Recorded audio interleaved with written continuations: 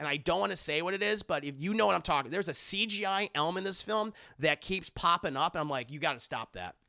Because it does not look good. You don't, if you can't make it look good in CGI, then don't do it. Then don't do it. Stop it and find other ways to do it. Hello, I just wanted to thank you for clicking on my video, and I wanted to let you know not only do I create content on my YouTube channel here, Class in a Glass, but I'm also on Twitch where I play single-player games, multiplayer games. I do movie reviews, cartoon reviews, and a whole bunch of other stuff. Also, it would be a big help if you can check out my Patreon where you can gain access to audio commentaries, reactions, and the ability to submit questions for my podcasts and videocasts. And all that content can be found in the links below. In the meantime, enjoy the video. Hello, Sydney. It's an honor. We are going to go ahead and start reviewing Scream 2022. I saw this movie, Chad. As you know, I am a Scream fan.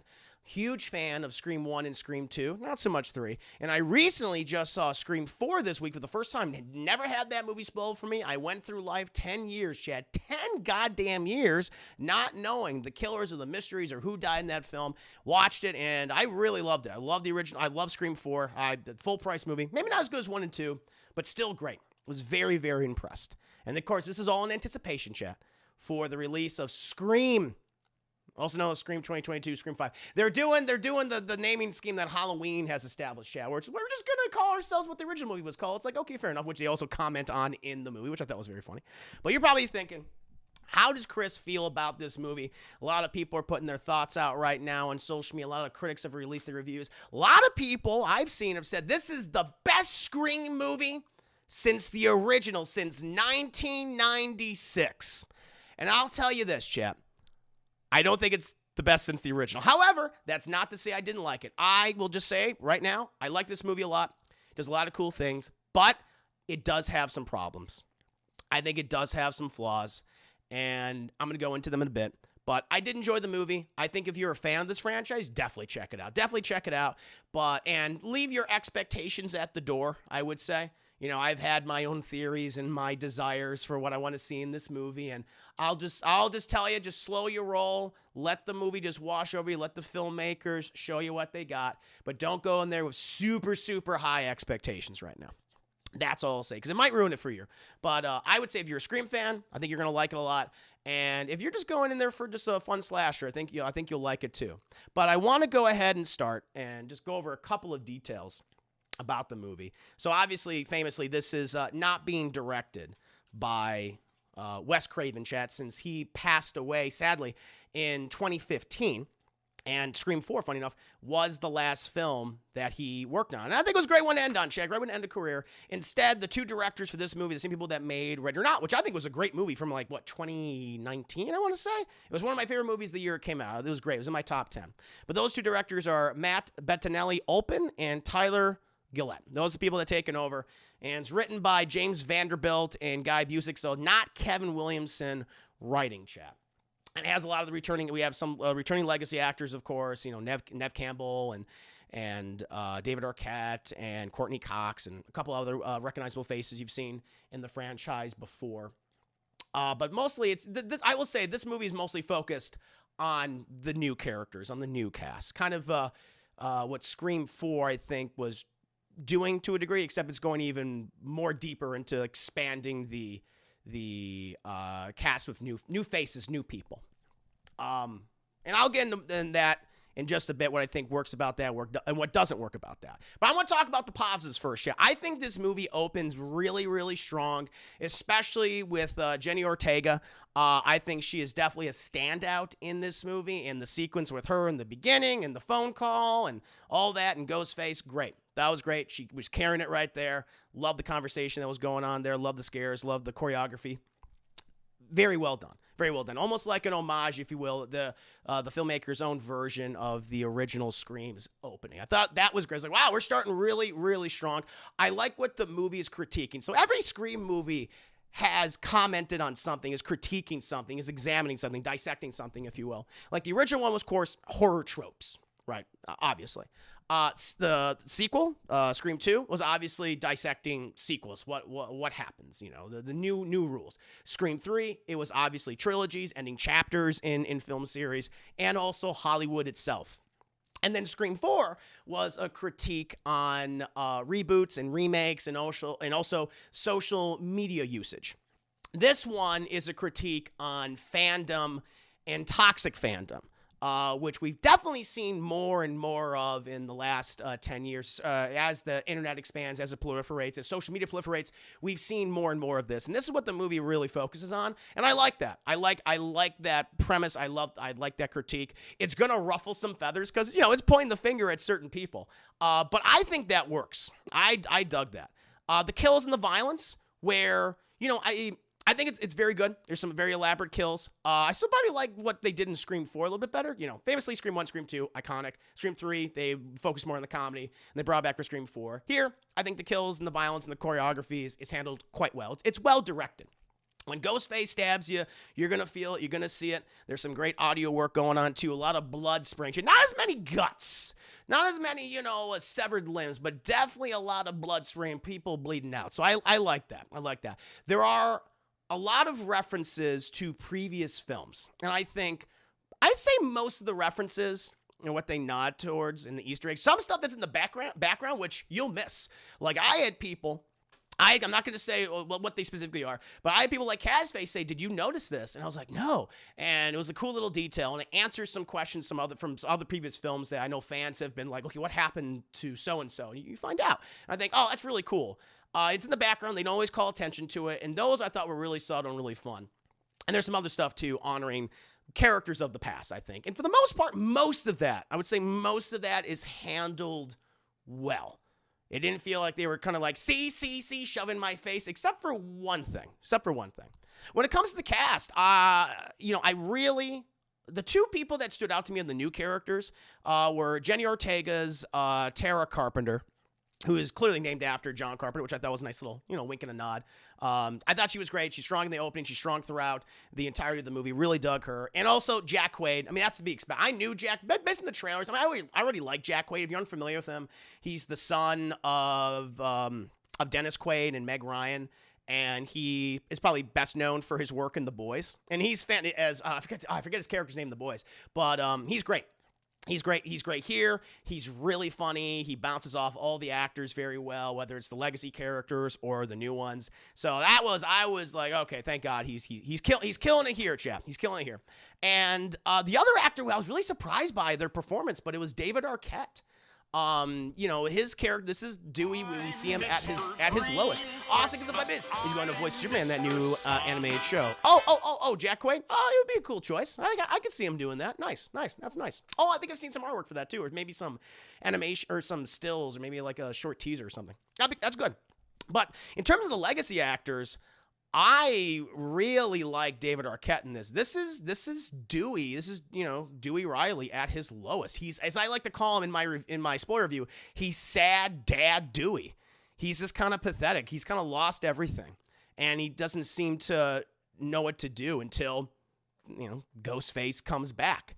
And then he knows what he needs to do, which is protect these kids who are being attacked by this new killer, and trying to help them. And I love, he brings that sensitivity and that kind of, aw shucks nature, but there's a sadness now to it, which there maybe hasn't been before.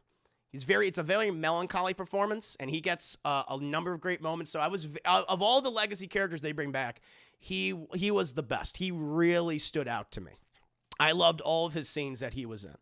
And now, Chad, I have to say we got to get into the negatives.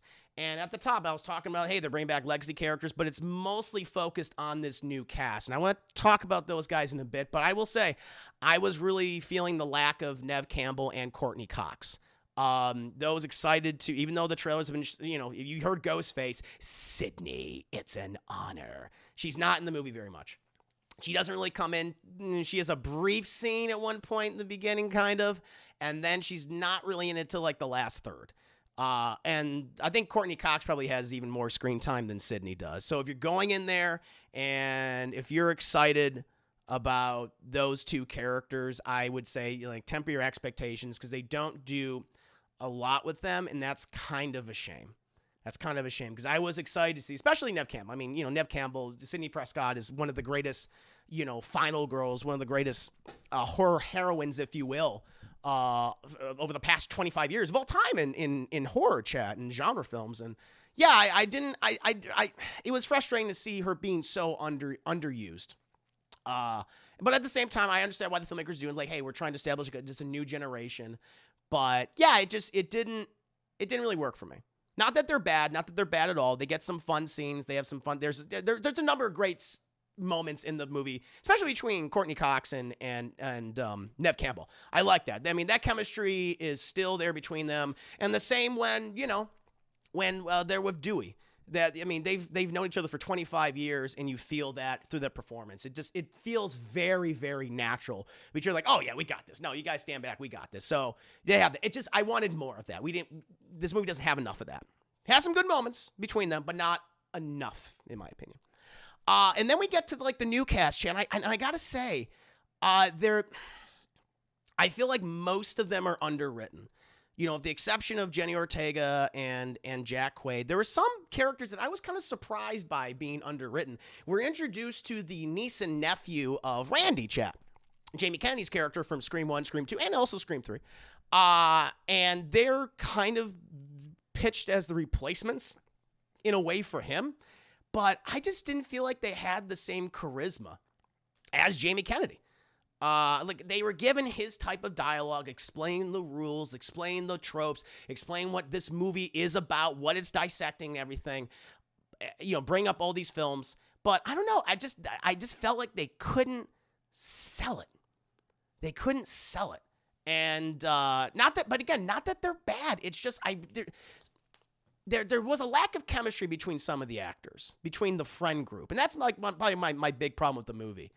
Overall, is that I think the friend group, and we actually talked about this in our spoiler review, and there's some good points made by why they act the way they do, but they just don't seem like friends. And to be fair, friends can be cruel to each other, especially in high school. It was because in high school you talk shit about someone behind someone's back all the time. It's just that they did this weird thing where they did that in front of everybody, and so how in the past films is you could be the killer, you could be the killer and stuff. In the original Scream, it's very much done that initial sequence when they're all in the fountain. Remember that, right? With Billy and Sydney and Tatum and Matthew Lillard's character of Stu and of course Jamie Kennedy's Randy, and it felt like they were where were you last night? But it all felt very tongue in cheek. And this one it was no, where were you? Where were you? And it was it just felt odd to me. It's why are these people friends? And so that didn't really jive with me. It felt awkward. Whereas in the previous movie, in Scream 4, I felt there was more chemistry between the actors. There was more chemistry between Hayden Panettiere's character and Emma Roberts' character of Jill. Between Jill and Kirby and hell, even Olivia, and then definitely, Charlie and Robbie. There was a lack here, and it kind of took me out. And even when they were supposed to have moments where it's we're being funny and being meta, sometimes some of those scenes fell flat, and I was it just didn't really work for me. And then one of the things I was kind of surprised by, one thing I admire about the Scream films in general, especially even the first 4, I'll put 3 in there too. The pacing is very good. The pacing's very fast. Wes Craven, he's I'm not gonna waste your time. Every scene I'm gonna have in there is pretty important to what's gonna happen at the end. There's something interesting. We're gonna have some over-exaggerated characters. That's the thing. Some of these characters just felt kind of understated. They didn't feel as over-exaggerated.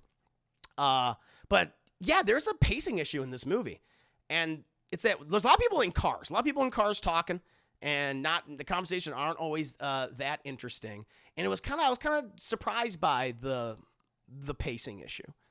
And yeah, I mean it doesn't last for long, but it's definitely in between the second act and the third act. And I was all right, guys, come on.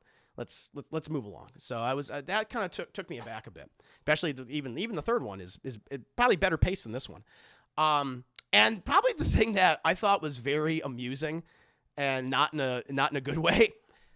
Okay, so one thing I really admire about the Scream movies is not that they haven't used CGI in the past. I'm sure they have, and they definitely have, but they've used it sparingly, which made those films feel so, across the board, feel so gritty and grounded despite the exaggerated tone and what they were talking about.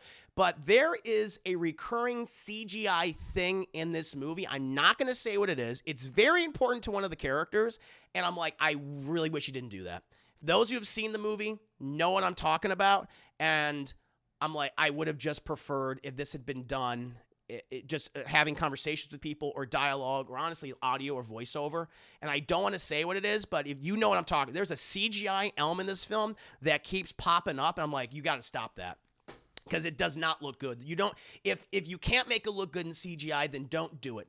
Then don't do it. Stop it and find other ways to do it. Because Wes Craven was able to do something, not something exactly like that, but he was able to reference things without using CGI. And I really appreciate, he just relied on dialogue. He relied on the storytelling. And so I really was not a fan of that at all. Every time it happened, it just kind of was like, don't do this. Took me out of the movie. It was kind of confusing too. It's a new element added to the Scream. Well, actually, it's not. It's not a new element added to the Scream franchise. It's something that is familiar, that happened before, but was quickly forgotten about or kind of ignored. Or just like people just like, oh shit, yeah, I remember that. It's weird. It's very weird, and I did not like its inclusion in the movie.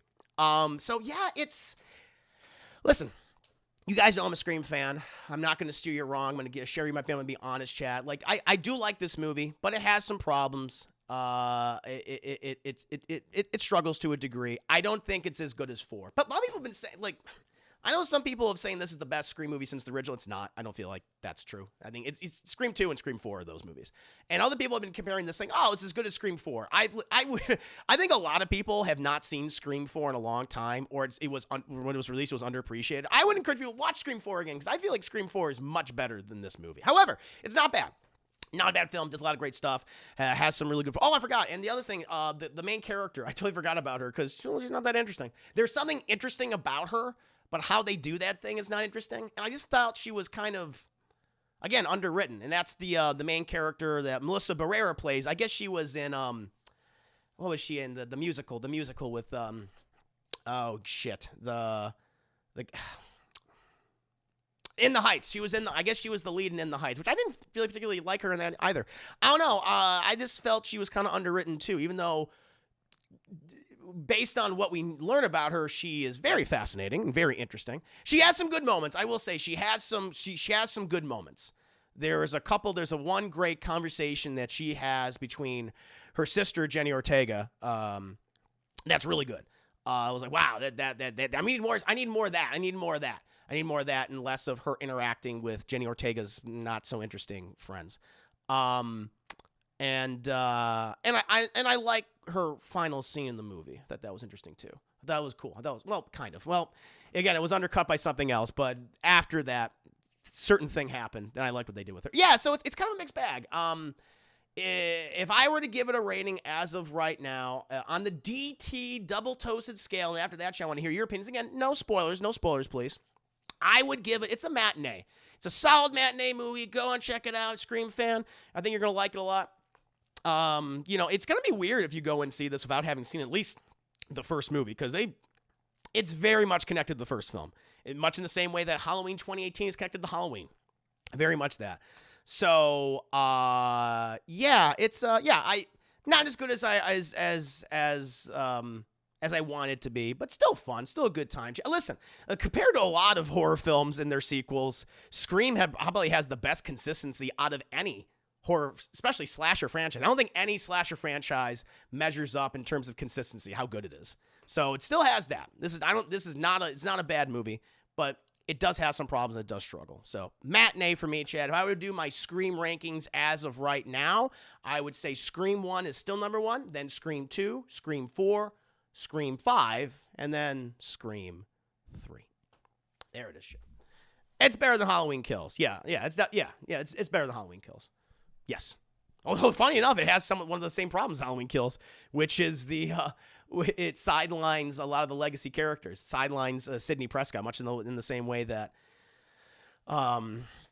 Jamie Lee Curtis's character of oh god damn it, I forgot her name, Chad. I'm blanking on the names. But, you know, Jamie Lee Curtis's character from the Halloween franchise. They sidelined her as well. So that was frustrating. That was frustrating. But I want to hear your Laurie Strode. Thank you, Duma. Thank you. I was like, look, something. Thank you. You guys remember the final girls for me. Thank you so much. But I want to hear your general opinion, Chad, on the movie. What are you thinking? Damn good. I'm sorry, I forgot Laurie Strode's name. I forgot. And you want to hear our spoiler thoughts on the movie, chat? We're talking about, you know, Ghostface. Talking, you know, who Ghostface is. Ooh. Talking about who dies in the movie. Talking about the kills. Talking about the other big reveals, chat. What's the CGI thing? Chris is really harping on the CGI thing, you know? You'll find out in my Discord discourse.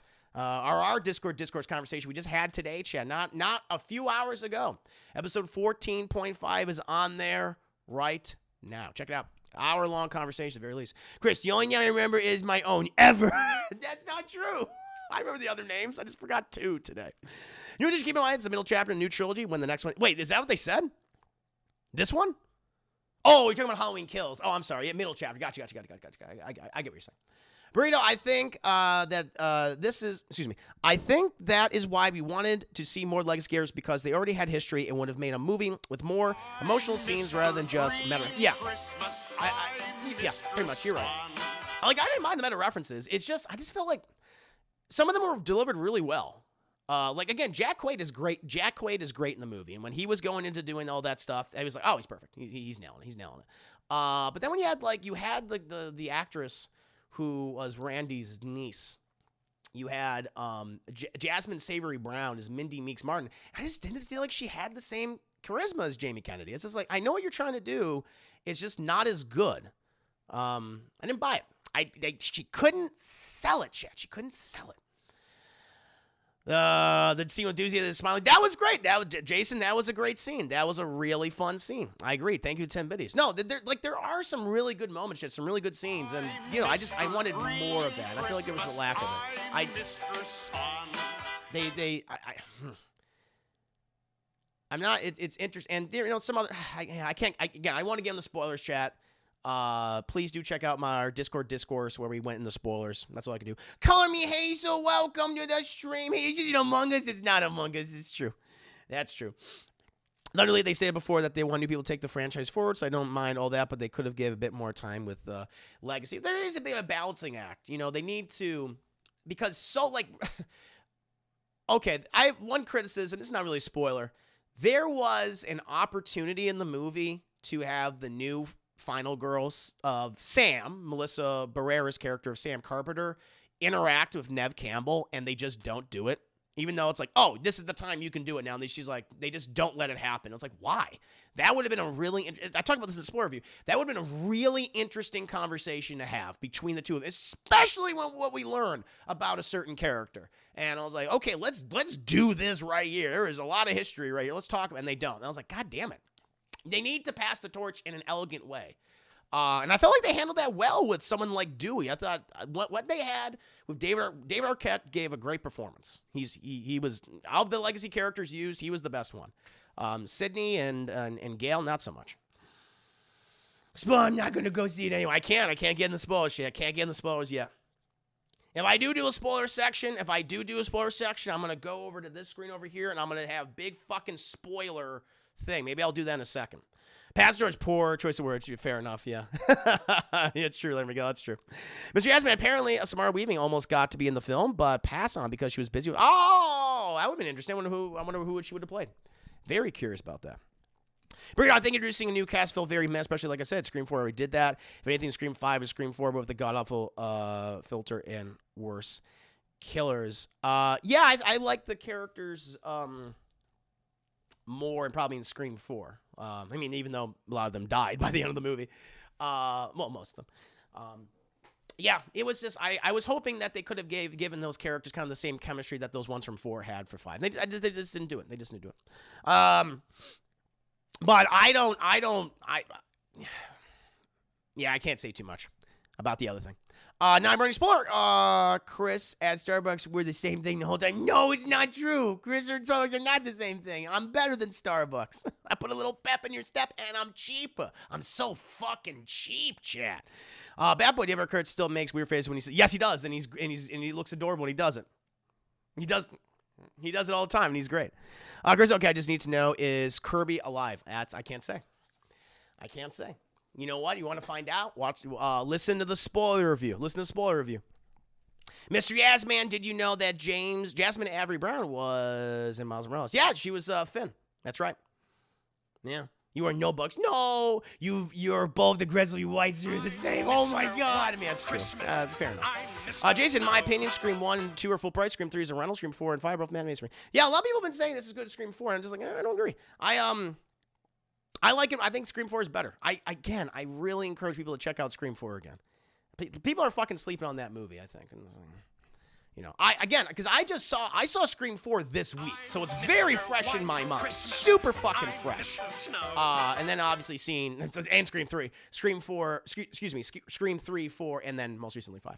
Chris Sherman, Lemon Squares. Judy's in the movie. Lemon Squares, Judy Hicks is in the movie, chap. Thank you, Chris Vibes, and the other twin is played by Cuba Gooding Jr.'s son. That's him. See, again, you know, he's not bad, and same with Jasmine Savory Brown. It's just I wanted more from them. I felt like they were just a little too underwritten. I don't know. I miss Kevin Williamson. I think that would have helped a lot because he wrote Scream 4. That was him, right? He wrote Scream 4. Or no, he didn't. No, he did. He did write Scream 4. Okay. Yeah, that's right. He didn't. Yeah, that's the thing. I think he's kind of that magic ingredient that you need, honestly, because I'm looking at his list. He wrote Scream 1. He wrote Scream 2. He did write Scream 3, the version we never saw, which sounded fucking amazing. And he wrote Scream 4. And I think Kevin Williamson really is. He is the thing that is needed. Yeah, I know you say, he was a producer. But I just really liked his dialogue. I really liked his dialogue, and the dialogue was not as snappy, not as pep. Didn't have. Not that it was like, oh, it was awful, all of it was bad. Like, no, there's some great stuff in there, but not as consistent as his Scream movies. I think he's the magic ingredient. Chap. Yeah, Kevin Williamson has written all of them, except for the third one. I mean, he wrote a draft of 3, which was never used because of Columbine. But they went with another guy. Luke Boss, I agree with you in the discourse, and I agree with you. Now, Scream 4, greater than Scream 5? Yeah. Mm-hmm. But it's better than 3, which, you know, it's not hard to fucking do, but it's better than 3. You're not your producer on this? No.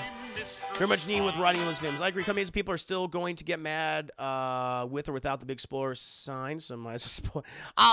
You know what? We'll do that in a second. But I don't want people the thing is, I don't want the people then continue to talk about spoilers in the chat while we have the spoilers in there. I'm just a little worried about that. Here's your thing with the puppies. All right, this is, I think you can elaborate on without spoilers. How's the tribute to Wes? Well, you have a character who's named after him. Dylan Minnette plays a character named Wes Hicks, who is the son of Judy Hicks. I was like, oh, she had a kid.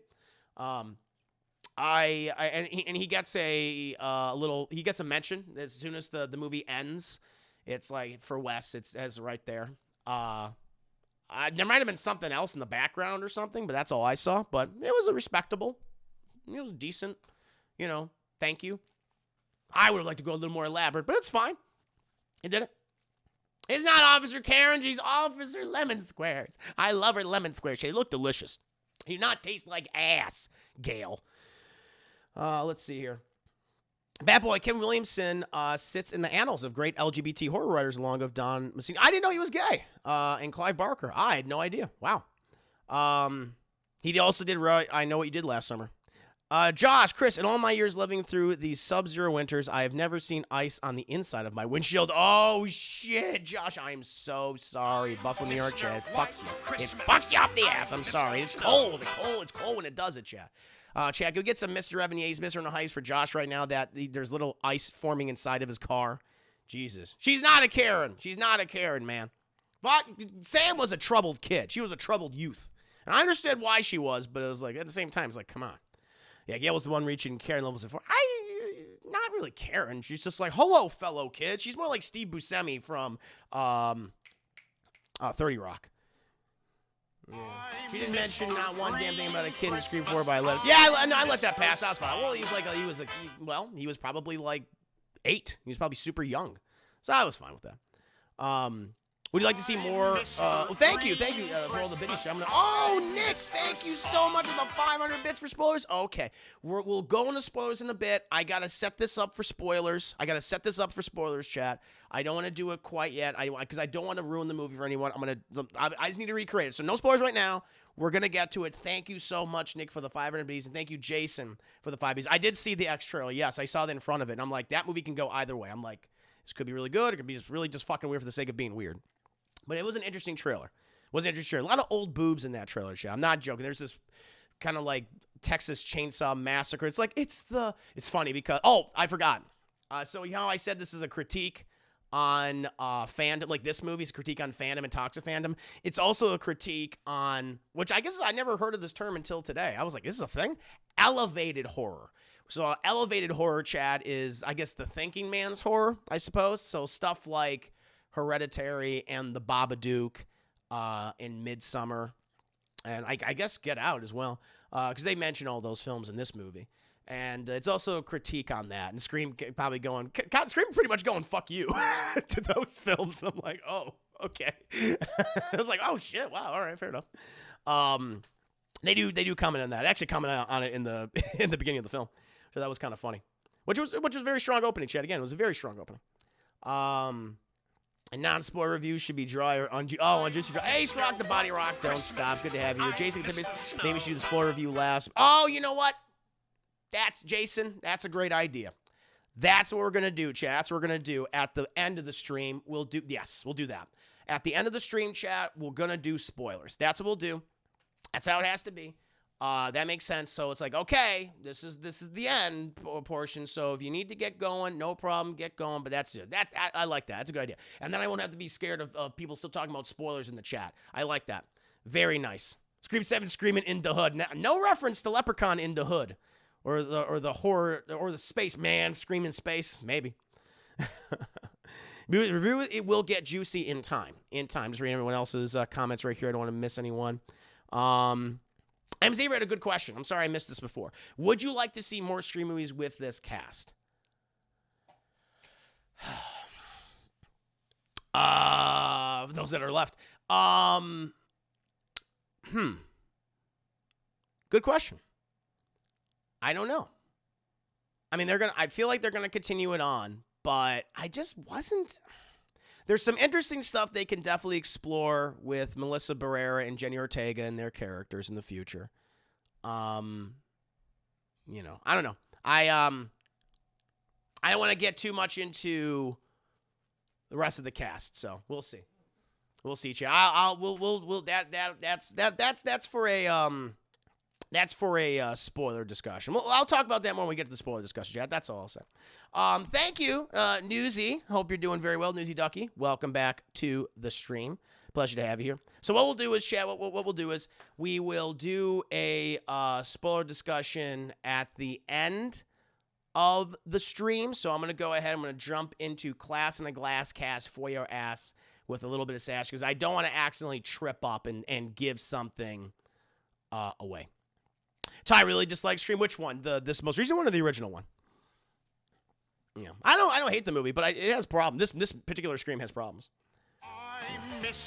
Luke Boss, I'm a huge fan of Elevator. Devil by my show, so misunderstood. Fair enough. There you go. That was true elevator horror, chat. True elevator horror.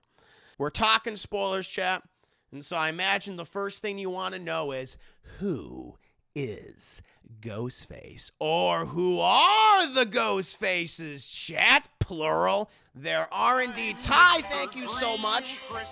Thank you. With the 60 minutes coming in hot. When did you figure out the reveal? When I figured out, well, I speculated who it might be.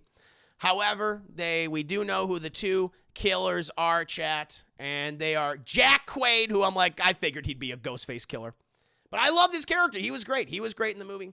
We had Jack Quaid. He was Ghostface #1.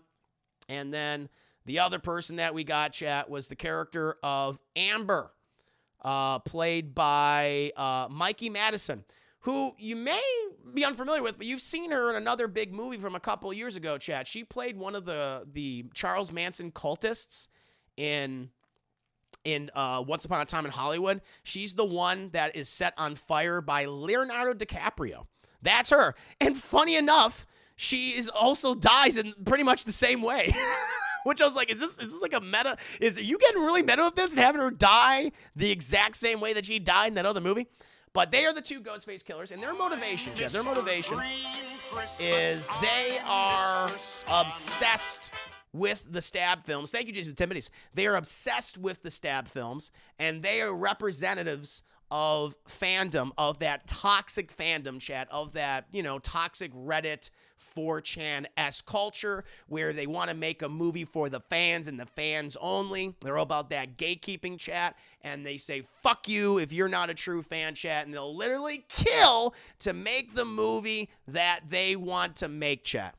And they do all these manipulations to cause this to happen, chat. They get a new cast, but also bring back the legacy characters, and that's what they do. That is their grand master plan in the movie. And I like their motivation. I thought that's cool. I think again, I really, really like Jack Quaid in the film. He's charismatic. He's funny. When he's, obviously not Ghostface. I mean, it's like, I think it might be you. Maybe, possibly, but when it finally happened, I was like, all right, it surprised me. It did get me. It did get me. The other one, Amber, I was not so much surprised just because she always seems so fucking weird in the movie. And she already played like a crazy person. And Once Upon a Time in Hollywood, I was like, So like, that's the girl from Once Upon a Time in Hollywood. And they literally kill her in the same way. And so their whole thing is they basically try to reenact because the third act of the film does take place at Stu's house. It is owned by Amber and her family, and she becomes obsessed with it and learning about it and things. And they try to do their own version of the original ending where they try to kill Gail and Sydney, and also our new lead actors of Samantha Carpenter, played by Melissa Barrera, and she was it's a big reveal for Melissa Barrera's character of Sam Carpenter. But basically, it was going to event so they can restart these films. The only way we can get good movies is if they base it, like they said, the best stab movies were the first three because they were based on real events. And so now, in order to get the good stab movies again, bring it back, give it back to the fans, we got to give new material. We need to get new material out there in the wild. That's the only way we're going to get good movies again because they're so obsessed with these. The other big reveal in the film, I would say, in terms of like, the story itself, is that the main character of Sam, who is also the sister of Jenny Ortega's Tara Carpenter, it's revealed that she is actually the daughter of Billy Loomis. She's the daughter of Billy Loomis, chat. And the reason why she left and she's been estranged from her family, particularly her sister, for all those years, because she found out this fact. Because she was so scared of being the daughter and ashamed of being the daughter of a serial killer. And that's why she left years ago. And they also have another thing with her, which is one of the worst aspects of this movie, and I'm sorry, I just don't like it. So remember when I was talking about how I hope they bring back Stu. I hope they actually make that unproduced, that Scream 3 that we never got. We never got that Scream 3 movie, which was going to have Stu come back, and he was going to teach a whole new legion of ghost faces, basically. But they didn't do that movie because of Columbine. They didn't like the idea of a man teaching students how to be murderers, which is like, shit. They do not do that here. Ty, thank you so much for the biddies. How many biddies is that? Thank you for 20 biddies. Figured it out within maybe 10 to 15 minutes. Amber had marks on her neck, and they had the creepy music when he popped, just like Billy in Scream 1 in the hospital. So I was just waiting for the reveal to happen, the majority of the movie. No, sure. So there's another aspect to Sam's character. It's revealed that she is the daughter of Billy Loomis, but she also sees Billy Loomis constantly. So they do not bring back Matthew Lillard as Stu. They bring back Skeet Ulrich as Billy Loomis, and he's like a CGI ghost that shows up and occasionally haunts her and talks to her. And you could say it's not like he's an actual fucking ghost, but it's through all of the years of shame and guilt and drug addiction that has created this in her mind and possibly her own insanity, where that's what it is. And I'm sorry, Chad, but the CGI is bad. It does not look good. It does not look good. Every time he showed up, it took me out of the movie. And it's like, it's not like they haven't referenced Billy Loomis in the past. They've done it a ton of times, but I think it's been done more subtly, you know, through either old audio or just people just talking about them.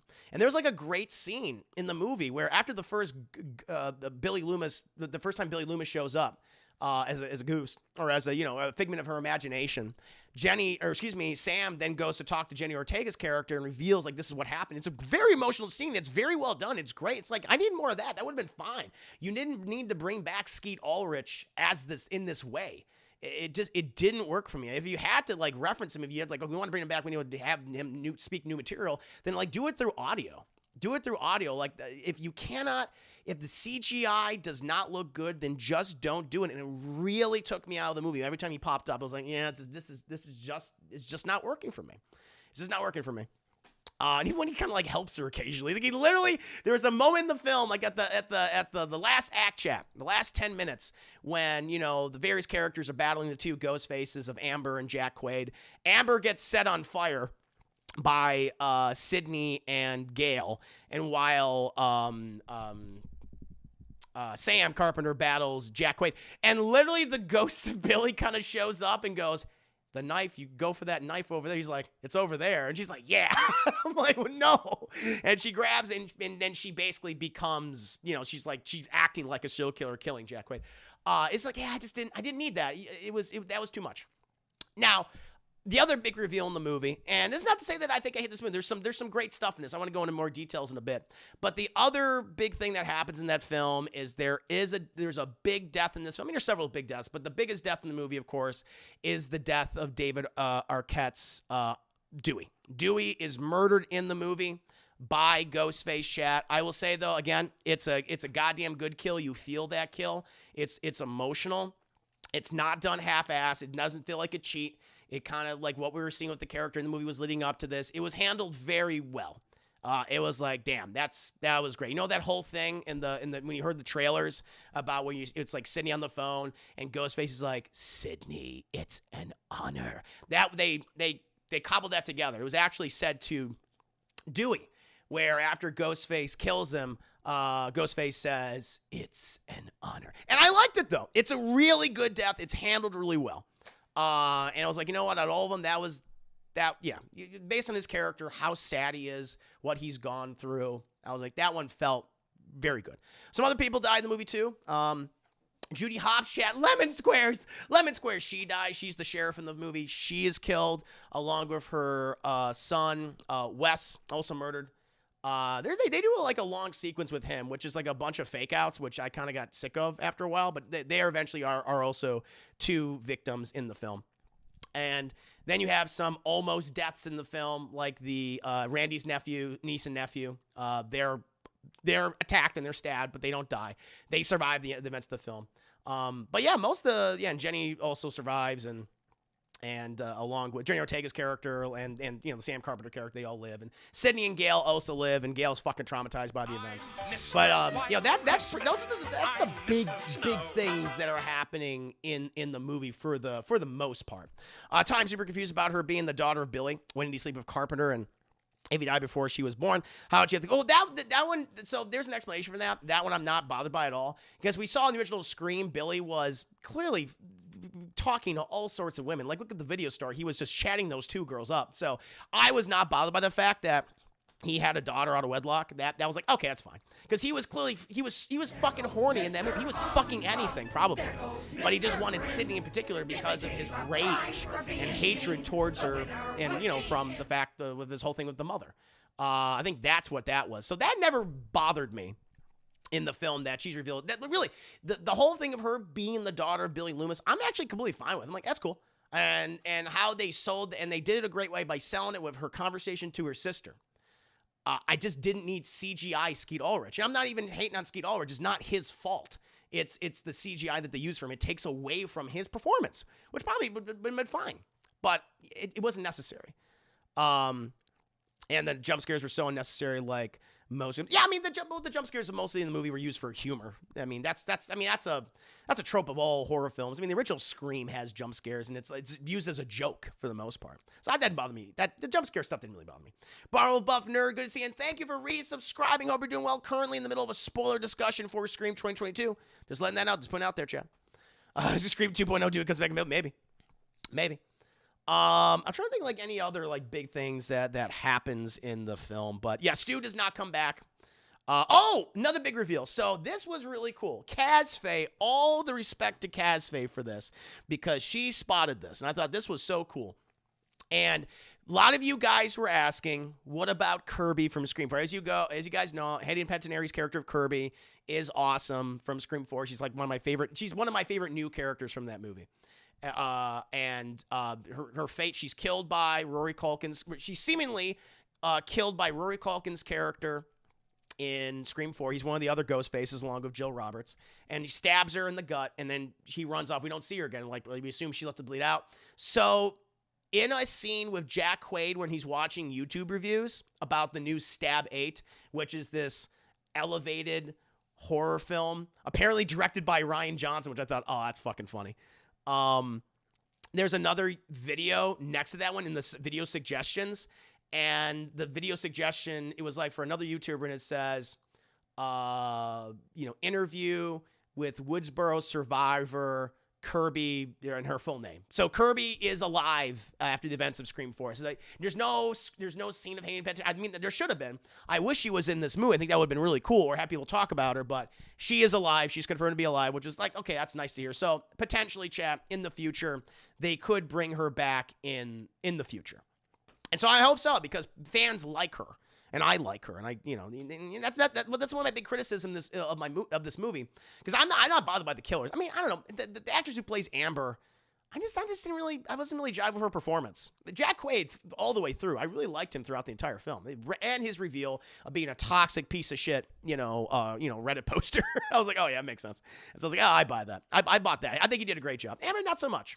Not so much. I didn't really, I don't know. Even before it was revealed she was a Ghostface killer, it's like, it's not jiving. But I think that's my general problem with of a lot of the new characters introduced, is that they don't really give them a lot to do. I mean, when they do give them these big scenes, like I said before, with Randy's, which they reference Randy. They have a literal altar for Randy in their home. It's called the Randy Memorial Home Theater. And there's these pictures of Jamie Kennedy everywhere. I thought that was kind of funny. I did like that. And they bring back his sister from 3. She's in this too. But they have like scenes with his niece and nephew. And again, like, they're not bad, but I don't know, they're just not able to sell it. And like, his niece is the one that explains the new rules, the critique of this movie, and also talking about elevator horror films. And I don't know, it just felt like there wasn't enough there. They weren't bad. It just felt a little understated, and that was my big issue with it. But yeah, those are kind of like the big reveals in the movie. Honestly, like I said, I know, like, I went in with my expectations like, please be Stu, please have Stu in here. Have him do that unproduced Scream 3, which you wanted to do back in 2000 or 99, and they don't do that. But there's a line in the movie they kept saying over and over again, which I thought, okay, because I led me to believe, and I was hyping myself up in the film, where several characters keep saying, like, if you don't shoot him in the head, they always come back. And I thought the fact you keep saying that makes me super excited, because Stu was not shot in the head. A TV fell on his head. I was like, all right. Like, all the other past Ghostface killers were shot, or shot in the face, and they died, or stabbed in the heart, and they're like, that motherfucker's dead. Stu was the one. I'm like, this is possible, but we don't know. But I guess that came to nothing. It came to nothing. What was Sydney's purpose? So Sydney's purpose, the plan of Jack Quaid and Amber in the movie, is they literally wanted to get her back to Woodsboro and frame Sam Carpenter's character, because she is the daughter of Billy Loomis, and she couldn't handle that fact, and she was going to go on a murder spree to avenge the death of her father. That was the idea for their sequel, for their direct sequel to the original events of the first movie. That's what it was. And they wanted then to have the Sam Carpenter character be framed for the death of Sidney. So they wanted to kill Sidney and all the other legacy characters. That was the plan. I guess my main issue with them was a lack of screen. That's fair. No, agreed. Yeah, they needed more screen time. I feel like, yeah, it was weird. Like and the movie has a pacing issue. It's like, you could have spent more time with these people. And they just didn't feel like friends. Or, I know friends talk shit about each other. That's absolutely true and behind each other's back. But they just did it. There's the thing in the movie where they're just constantly like, you're Ghostface, you're the killer. Like right off the bat, I'm like, whoa, guys, come on. It was like everyone was Randy for... Everyone was doing their Randy impression. And I'm sorry, but these actors, they do not have the charisma of Jamie Kennedy as that character from those first 2 movies. And the third one when he made his cameo. Let's see what we got. Agree with the CGI Billy Loomis. There's some, yeah, I didn't like it. It would have been better if they killed Rennie's niece and left the nephew alive, having him live up to both his sister and uncle, even though he's not a movie buff. Yeah, I mean, they just didn't do enough with them. They both survive, and it's like, oh, maybe it almost felt like the filmmakers were like, oh, people are going to, like with, famously, like they kept Dewey alive and they kept Randy alive in the first movie because Wes Craven knew people would really like those characters, right? Because Dewey was supposed to die in that movie. But he did the thumbs up. And maybe the filmmakers here, they thought like that Randy's nephew and niece would be those kids. I'm like, I just don't feel like that personally. Or it seems like the same problem as Ghostbusters Afterlife. I don't think, but the referencing to me is not as bad as again, I haven't seen Ghostbusters Afterlife, so I can't say. But it's not as bad as, or gratuitous as other franchises that have come back, like Star Wars or something. It hasn't been as bad as that. It's not nearly as bad as that. I don't feel like it was. I don't think it was bad as that. No, not at all. I think the worst killers up there were probably Rowan, but at least Scream 3 a better final fight. Now, I like the final fight. I like the final fight at the end. I don't, because I know a lot of people are probably, well, it's funny, because the people the movie is critiquing are very mad about this Scream movie because it's critiquing them and pointing the finger at them. I didn't mind the killers in this movie. I mean, I had lofty expectations because I wanted Stu to come back. I want him to be the ringleader. I thought they were going to do 3 ghost faces, because even Sydney's like, oh, 2 ghost faces again. And they're like, whoa. I thought, oh, there's going to be a third one. And it'll be Stu. Or not Randy, excuse me, Stu. I want Randy's annoying Jack nephew to, but yeah, this is not enough for him. But I don't think it's a bad, Chad, like I said, I don't think it's a bad movie. I just think it has some issues. It has a lot of great stuff. I think it has a really strong opening. I love the critique, the kills, and the choreography, and the violence is great. A lot of the referencing in the movie, which they do, for the most part. Like, the reference that I don't like is the Billy Loomis thing as the CGI ghost. Like, I'm like, I don't need that. That you can get rid of. Like, that to me is like, but everything else can be kept. Like, there is some really subtle shit that only fans could see, that only fans would notice, or on multiple rewatches, much like the original films, much like Scream 4, Scream 3, and 2 and 1. Like, that doesn't bother me. It's just that thing with Billy's ghost figment of her imagination. That was the thing I'm like, this isn't working for me. But the rest of the referencing I thought was fine. There's like great little gags, like with Judy Hicks's character, or the Judy Hicks character, because she's the sheriff now. And like, there's a note scrawled on the refrigerator, and it says, there's lemon squares in the fridge. And it's like, oh, it's referencing the fact she made lemon squares. I think that was funny. I like shit like that. Jack, and again, Jenny Ortega, who's not the lead actress in this, but she's like the co-lead. She's great. Jenny Ortega kills it in the role. She sells every scene. You're like, okay, who is she really? Is she a ghost face? Is this whole like the long con, kind of like Jill? Again, she's very good. Jack Quaid is great in the movie. He was probably my favorite character of the new characters. I thought did a great job. And David Arquette has a fucking killer performance in the film. He's the best legacy characters. I think Nev Campbell and Courtney Cox are kind of wasted. They're kind of like, we don't know what to do. Not that they don't have good scenes. They have some emotional scenes in the movie. Like one between Courtney Cox and David Arquette is great. And I was like, this is very beautiful. Almost emotional. You can get teary-eyed watching it, chap. But I thought Nev Campbell was definitely used the least. And so if you're going in there to see Sidney Prescott, the Sidney Prescott movie, don't do that. Don't go in there expecting that, because it's not that. It's very much focused on a lot of these new characters. And, some of the legacy characters get more screen time than others.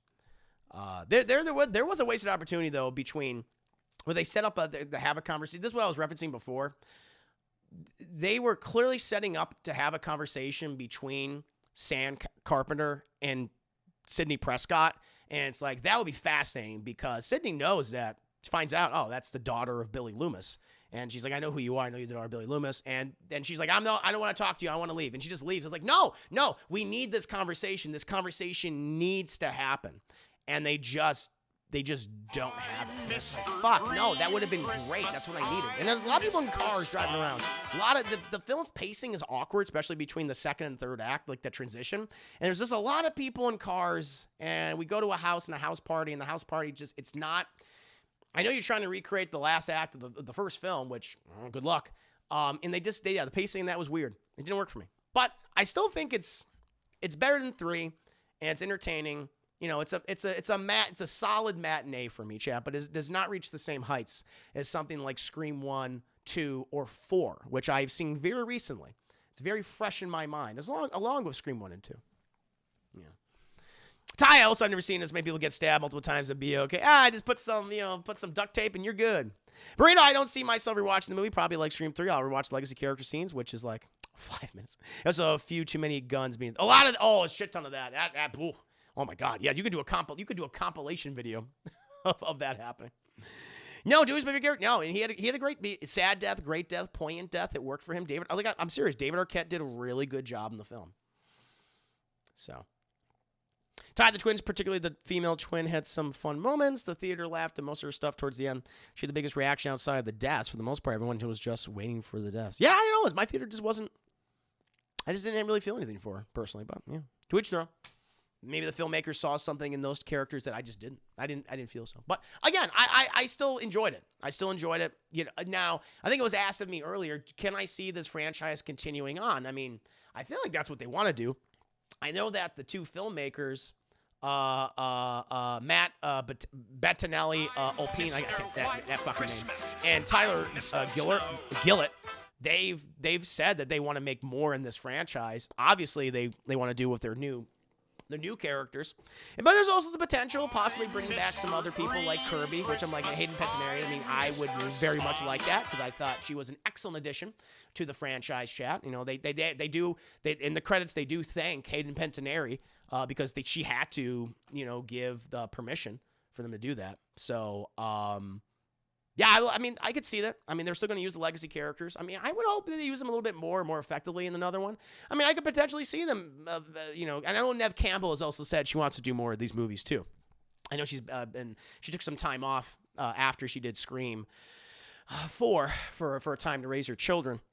But now that she's older again, you know, she's like, okay, they're older. I'm gonna start making more of these movies, and you know, I'm more for that. I'm hoping that, you know, they look at this and see like, okay, what worked, what didn't, and then they continue on.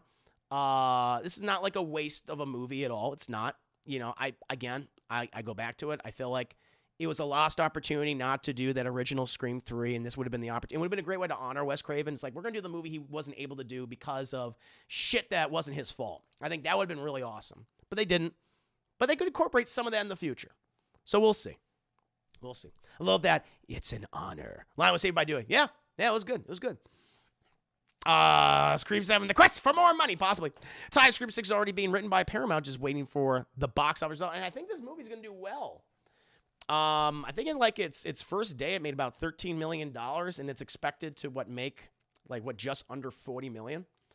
Let's see. Scream 2022 box office.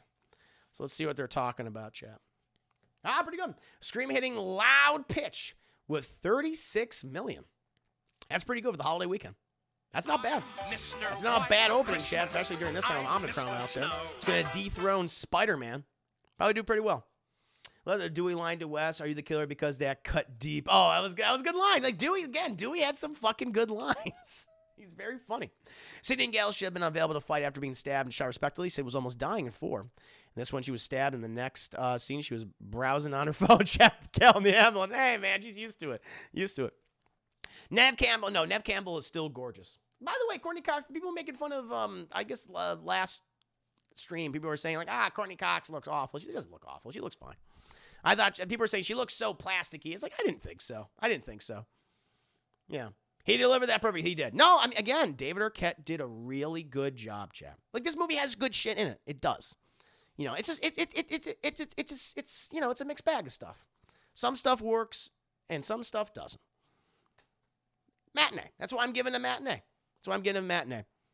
Have you seen The Wild Things? That's right. Yeah, she was in that. Yeah, she was the villain in that movie. I recall. It's been a while since I saw that film. I want to see this again. Probably not in theaters, but I'll check it out. You know, when I eventually get like that big compilation, that big collection of all the Scream films. But yeah, for me, chat, again, if my personal rankings as of right now to end the discussion, a morsel of Bilbo Baggins, only 3 feet tall. Good to see you, Bilbo. Thank you for the 100 biddies. Hope you're doing well. I'm doing a spoiler discussion for the most recent Scream movie right now, so you don't want to be spoiled. If you need to leave, then please do so, but don't want to alienate you. But happy to have you here. Thank you for the 100 biddies. I recorded Cox.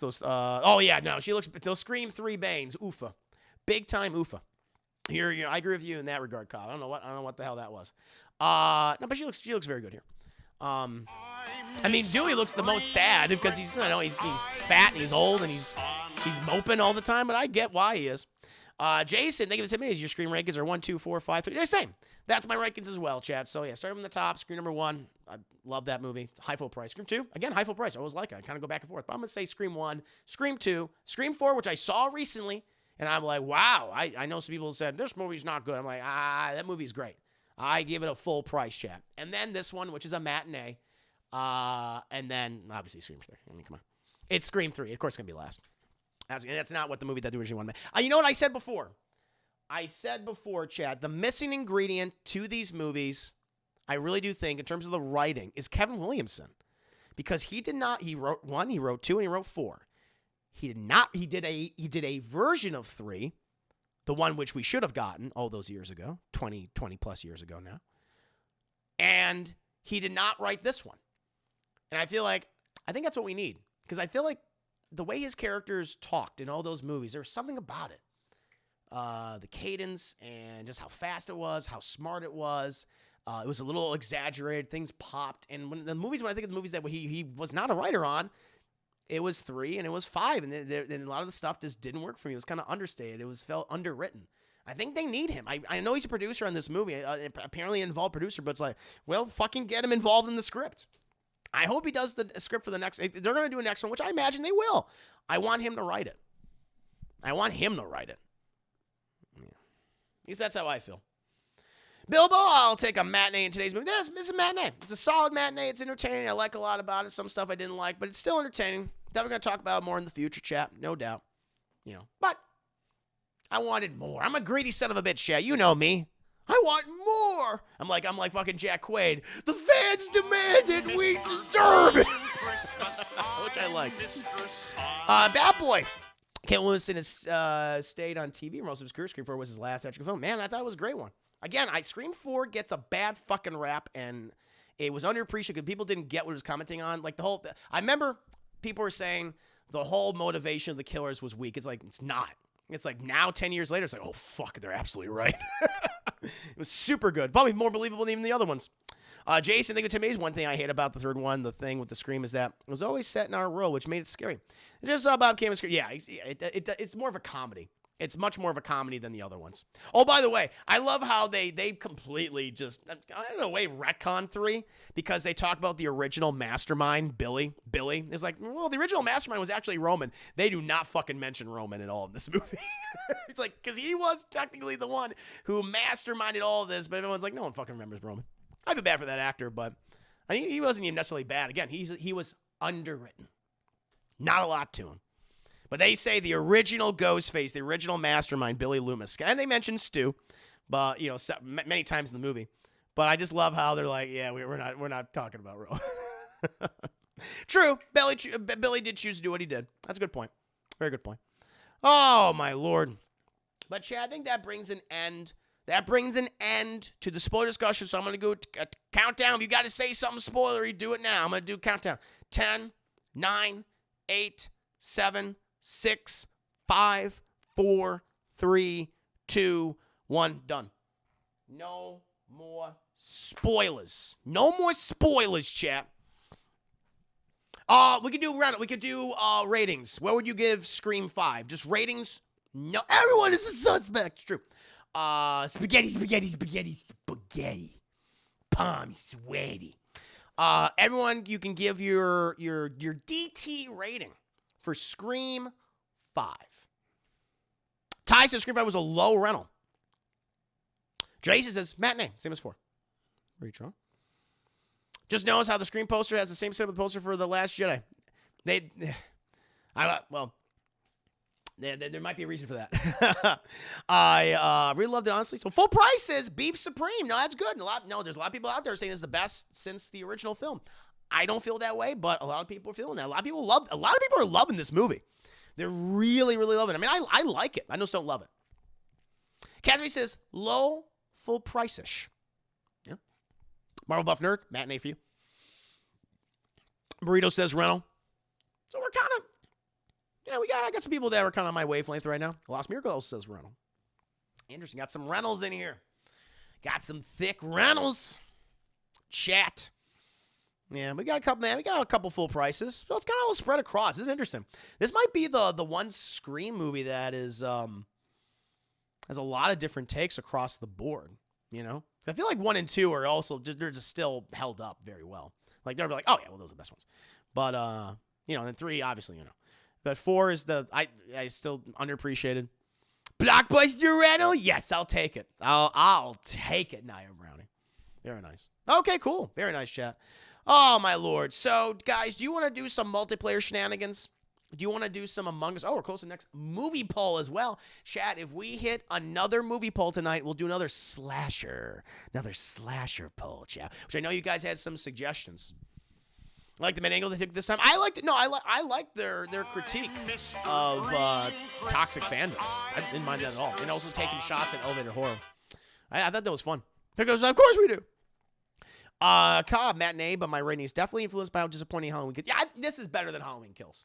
It's funny. The Halloween Kills in this movie do share a kind of the same problem in regards to how they handle their original final girl of Jamie Lee Curtis and Halloween franchise, and also Neve Campbell and Scream. It's like, oh wow, you guys, it suffers from that same problem. But I still think this movie is better than Halloween Kills. Thank you, Jason, for the Timmys. Maybe 4 and 5 will be better on rewatch. I know I said I'm ending for 4 a few days ago, but I dropped a bit. When we'll see if watch it again. I'm on the fucking Scream 4 train that it's good. Scream 4 is good train. More people got to watch that again. Chris, I say we want to play the movies. No, we did lesser. Oh, but if we hit the poll, I think we're less than 500 biddies away. So if we hit it tonight, chat, we hit the big 5000. We'll do a movie poll. But for right now, I'm actually going to go ahead and get myself a drink, because if we're going to do some multiple shenanigans, I need a goddamn drink for that. So let me get on the Discord. We'll play some Among Us right now. I'll play a couple rounds, play some fun rounds, chat. Then I'll bid you adieu. But I hope you enjoyed the stream so far. Hope you liked it. And again, if you want to hear more about my spoiler thoughts, chat, and the spoilerly thoughts of many members of my Patreon, go ahead and check out Discord. Discord's episode 14.5, where we talk about Scream 5, or Scream 2022, Scream, you know what it is. Among Us, okay. I just got in there right now. If you want to join, feel free to do so. I was going to change this to Among Us. Stream is good. Nice. Nice, chat. Very good. Among Us. All right, done. Beef Supreme is honestly my favorite of the Scream sequels, but yes, Scream 4 is very underrated. Thank you. No, I mean, you're not alone in saying that. I've been hearing that a lot. All right, chat, I'm going to be right back. Just getting things situated right now. If you want to hop on the Discord, if you have mic privileges, then please do so. In the meantime, entertain yourselves amongst yourselves. Stick around. So one last thing. Not a spoiler for Scream, but I will say, I still think this is probably the most consistent horror franchise out there in terms of quality. Where I think the only truly lesser entry in the franchise is the third one, while 1, 2, 4, and 5 are all at least good to great. At least that's how I feel.